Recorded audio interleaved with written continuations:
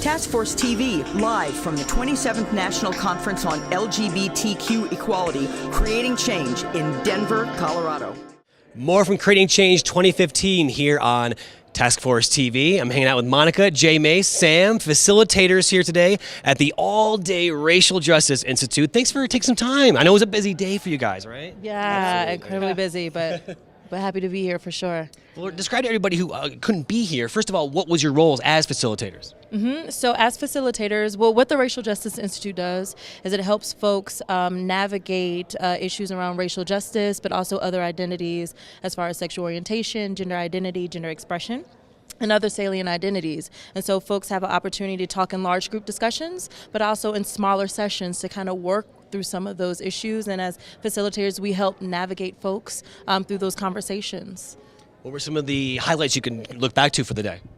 So I think some of the highlights for me are places in which people were actually able to have conversations about what does white supremacy look like in the mainstream LGBTQ movement, right? How do we talk about these things? How do we talk about racial injustice and how it impacts us as queer people, as trans people, as folks in solidarity with or as allies to the LGBTQ community? And what a lot of the things that we did, we were able to break down into groups around race and identity. So white folks were able to talk to white folks about what racism has meant in their lives. Like brown folks and black folks were able to talk in their groups and talk about like what has that meant in their lives. How do we build coalitions among us all as people of color?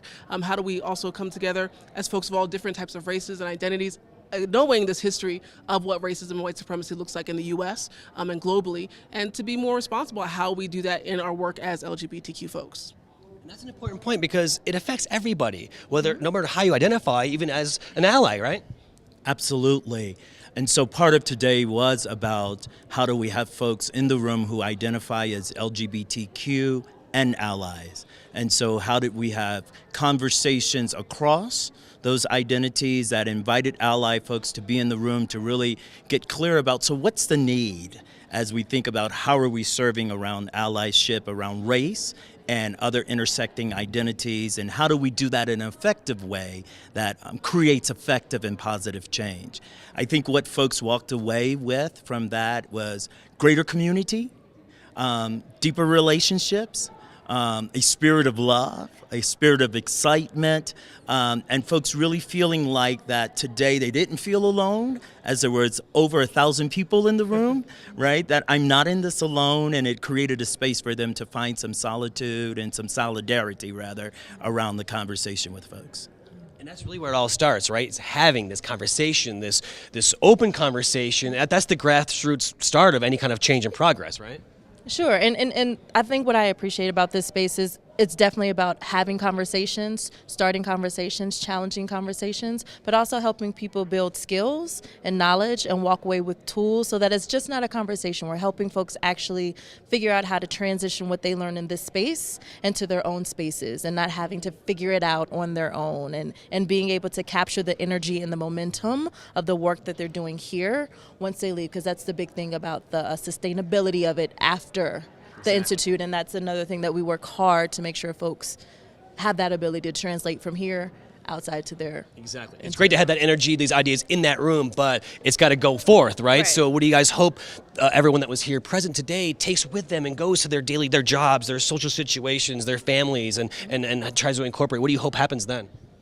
So I hope for folks for whom this was a first-time conversation, or maybe they haven't had a place to process it in the way, as Sam was talking about, in a way that they had other people to do this with, that they feel a sense of responsibility, one, that this is a commitment, that this is not just a one-day piece of work, right? That we are continuously and always working on how we counteract what racism and white supremacy do to our movements. Two, my hope is that people find a way to find a sense of radical change for themselves and for other people, like for their institutions, as well as for themselves individually.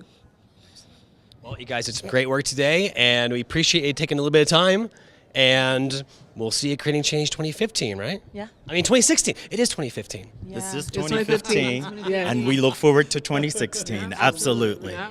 Thank you. Thanks a lot, guys. Appreciate Thank it. All right, check back for more with Task Force TV as we continue here at Creating Change 2015. Task Force TV, live from the 27th National Conference on LGBTQ Equality, Creating Change in Denver, Colorado.